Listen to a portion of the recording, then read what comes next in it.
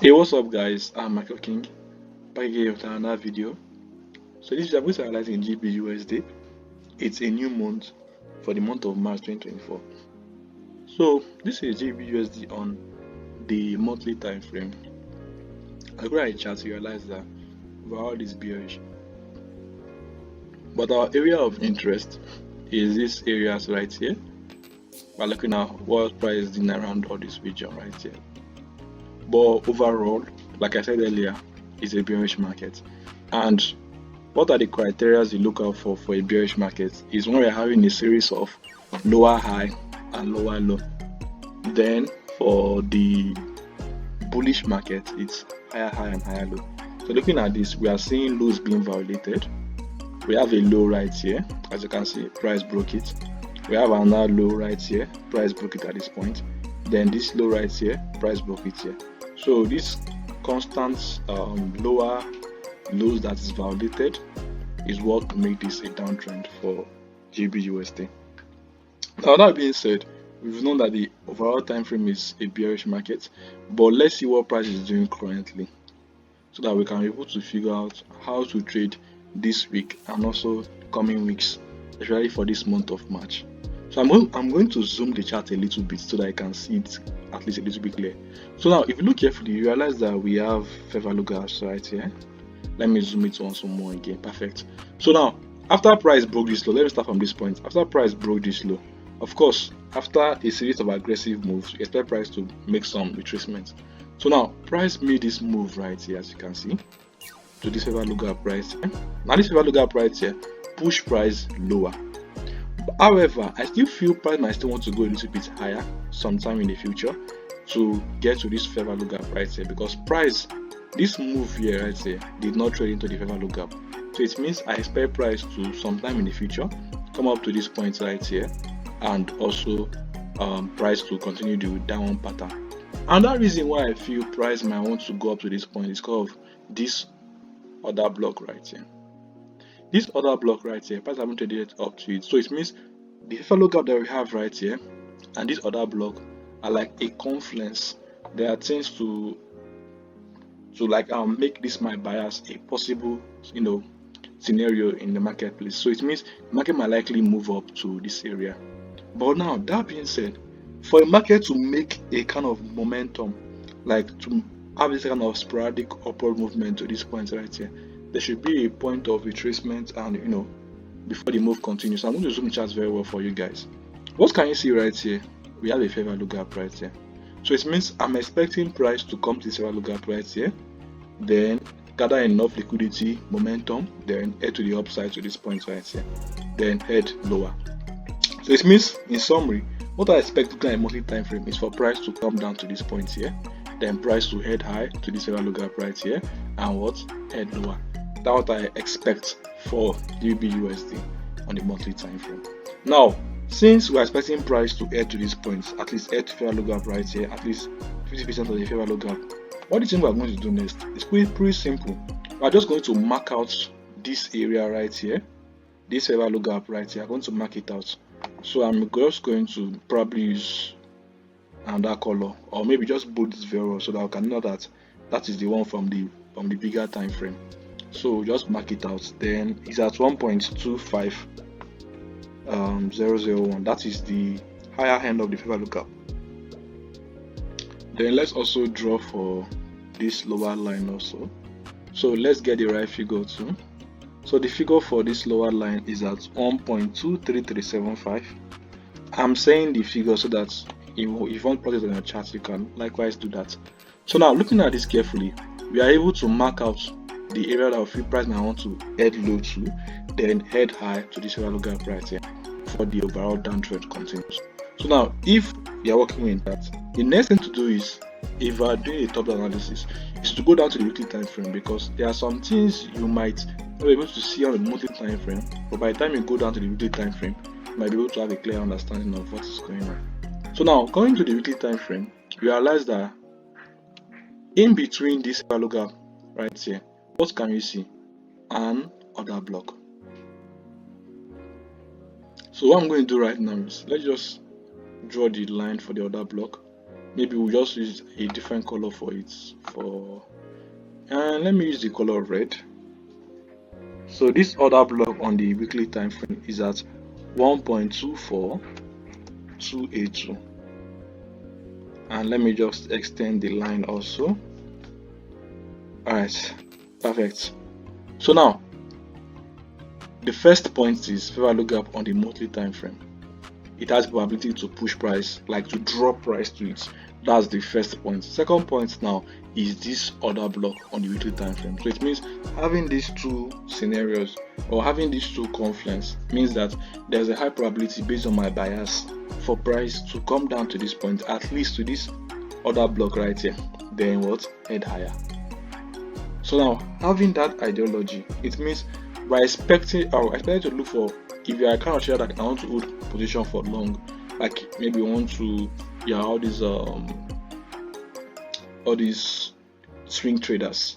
If you're that kind of trader, it means you should be looking for self setup and be targeting profits around these areas, but not below this red line, because it's quite risky. I can just touch this area a little bit and start the move to that high favor lookup. So now what I'm going to do next is go to the daily time frame to see a breakdown of this weekly time frame.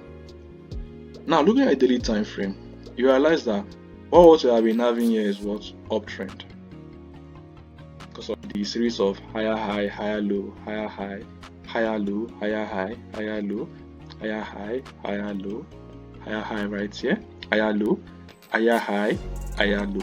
But look at what happened here. We had the higher high right here, but this move head lower, violating this low.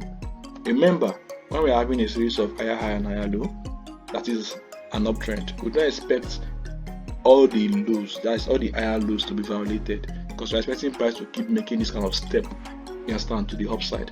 So the fact that this low is violated, you know what that means? It means we're having a transition from a downtrend towards an uptrend. From an uptrend towards a downtrend. That is, price are moving up, but because of this break of this low right here, we no longer have an uptrend again. We now have what, a downtrend. That's why you look carefully, you realize that price went up, as you can see, but not went higher than this. Then what happened? It's traded lower than this low here, meaning that we're now having a series of lower high and lower low. So since we're having a downtrend, why do you think price is making that downtrend? Because of the fact that price is trying to head towards this level right here. This is simple price action, no indicator or whatnot. This is just simply looking at the price, looking at the chart. So the fact that we're having this downtrend is called the fact, a possibility, because in the forex market we look at possibilities. We're not 100% right. So based on my bias, I feel this when price have transitioned from an uptrend to a downtrend, is trying to now head to this point. Now the core principle of a downtrend or an uptrend is that for an uptrend we don't expect the low to be validated, and for a downtrend we don't expect the highs to be validated.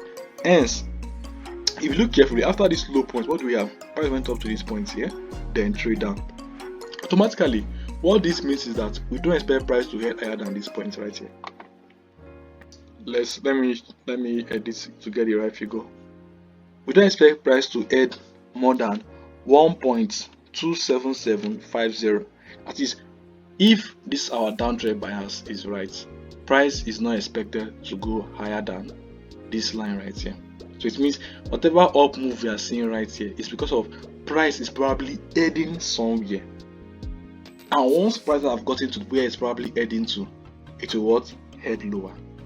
Now, where do you think price is heading to? Because we don't expect price to break higher than this point right here. But why is it going up? It's simple.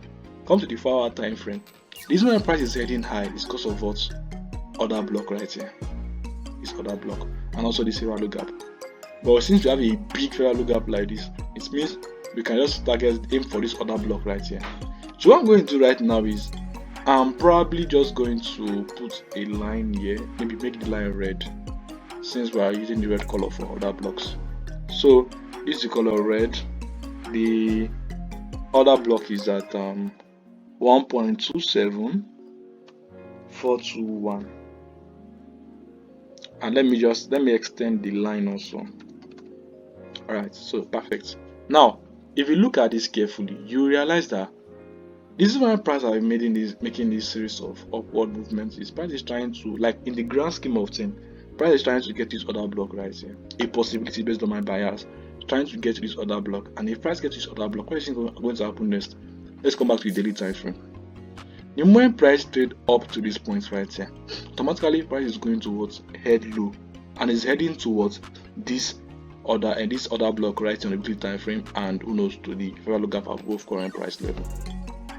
So that is my bias on GBPUSD actually. But that being said, you can still work with 1 hour time frame depending on your type of trader, whether you are a long-term trader or a swing trader or a scalper, whatever you are. You just have to know the right time frame to work with. But that being said, remember that the foundation is to have your understanding of the bigger time frame. So it means on the 4 hour time frame, by expecting price to get to this point, then head lower. It means even if you're working in 5 minutes time frame, you want to see price head to this point here first. Then you want to, based on your strategy, you want to see like a transition, like a change of character, a break of structure to show that you find price is likely to start the downward pattern, then you can go ahead to sell.